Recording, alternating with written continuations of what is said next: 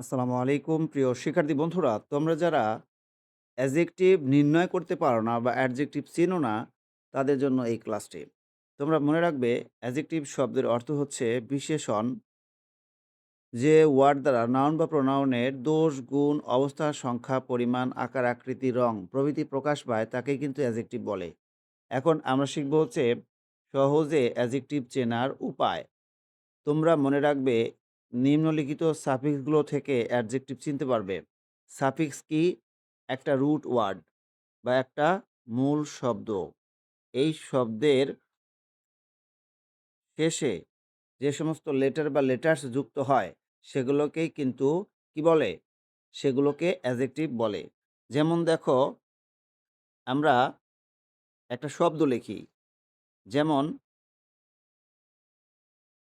গো, এই শব্দটা লিখলাম। এই গো শব্দের শেষে যদি আমরা এই বল লিখি, তাহলে কি হলো? গো এইবল মানে যাওয়ার যোগ্য। এমন কিছু রাস্তা বা জায়গা থাকে সেখানে কিন্তু যাওয়ার যোগ্যতা বা যোগ্য থাকে না। মানে খুবই খারাপ। আর যদি ভালো থাকে তো সেটা যাওয়ার যোগ্য। গো এবল। তোমরা যদি নিউ ওয়ার্ড বা নতুন শব্দ বানাতে চাও অবশ্যই সাফিক্স প্রিফিক্স শিখবে। এখন আমি তোমাদেরকে মূল পড়ায় নিয়ে যাচ্ছি। তো আমরা এখন শিখব অ্যাডজেক্টিভ চেনার সহজ উপায়। অ্যাডজেক্টিভের শেষে কি থাকে দেখো তো? এই বল। যে সমস্ত শব্দগুলোর শেষে এই বল থাকে, যেমন ক্যাপাবল, তারপরে হচ্ছে ফ্লেক্সিবল, ওয়াশএবল, ড্রিংকএবল, ওকে? ভার্ব 1 প্লাস এই বল যুক্ত করলেও কিন্তু অনেক সময় নতুন শব্দ তৈরি হবে। এখন দেখো তারপরে আইএসএইচ। কোনো শব্দের শেষে যদি আইএসএইচ থাকে তো সেটা কি হয়? অ্যাডজেক্টিভ হয়। যেমন রেডিশ, বুকিশ, স্টাইলিশ ইটিসি। কোনো শব্দের শেষে যদি লেস থাকে এলই ডাবল এস, লেস থাকলেও অ্যাডজেক্টিভ হবে। যেমন কেয়ারলেস, ভেরুলেস, ইউজলেস, হোমলেস। কোনো শব্দের শেষে এ আর ওয়াই থাকলে অ্যাডজেক্টিভ হবে। যেমন কন্টেম্পোরারি, কাস্টমারি, অর্ডিনারি, নেসেসারি। শব্দের শেষে আইভিই থাকলে অ্যাডজেক্টিভ হবে। যেমন অ্যাট্রাকটিভ, পেনসিভ, অ্যাক্টিভ, প্যাসিভ। শব্দের শেষে এফইউএল এটা থাকলে অ্যাডজেক্টিভ হবে। উদাহরণ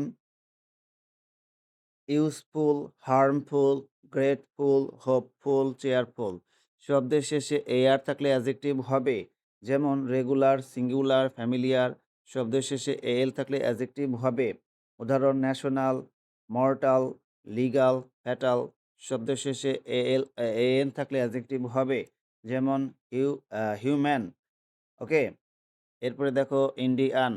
শব্দের শেষে এটিই থাকলে অ্যাডজেক্টিভ হবে। এক্সাম্পল এটিই, যেমন হচ্ছে আমরা উদাহরণ দিতেছি,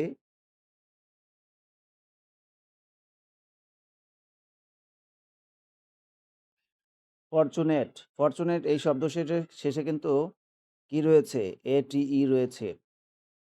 আচ্ছা, অবস্টিনেট, ওকে। এরপরে দেখো শব্দের শেষে এন থাকলে অ্যাডজেক্টিভ হবে, যেটা আমরা একটু আগে এখানে দেখেছি। এটা একই, যাই হোক। এরপরে দেখো শব্দের শেষে যদি এলইএনটি থাকে অ্যাডজেক্টিভ হয়। যেমন উদাহরণ দিচ্ছি, এলইএনটি কিন্তু বলা হচ্ছে এলইএনটি।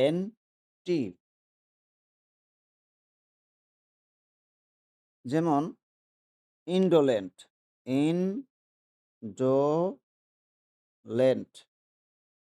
ইন্ডোলেন্ট শব্দটার শেষে এনটি বা এলইএনটি রয়েছে। এরপরে তোমরা দেখো, ওকে, শব্দের শেষে ও ইউএস থাকলে অ্যাডজেক্টিভ হবে। ও ইউএস, যেমন নিউট্রিশাস, জেনেরাস। শব্দের শেষে ও এসি থাকলে অ্যাডজেক্টিভ হবে। যেমন ভার্বস। শব্দের শেষে আইএনই থাকলে অ্যাডজেক্টিভ হবে। আইএনই, যেমন ডিভাইন। শব্দের শেষে আর ওয়াই থাকলে অ্যাডজেক্টিভ হবে। আর ওয়াই, যেমন স্যাটিসফ্যাক্টরি। আইএলই থাকলে অ্যাডজেক্টিভ হবে। যেমন ফ্র্যাগাইল, জুভেনাইল, সার্ভাইল। শব্দের শেষে আইডি থাকলে অ্যাডজেক্টিভ হবে। যেমন লিউসিড, ভিভিড।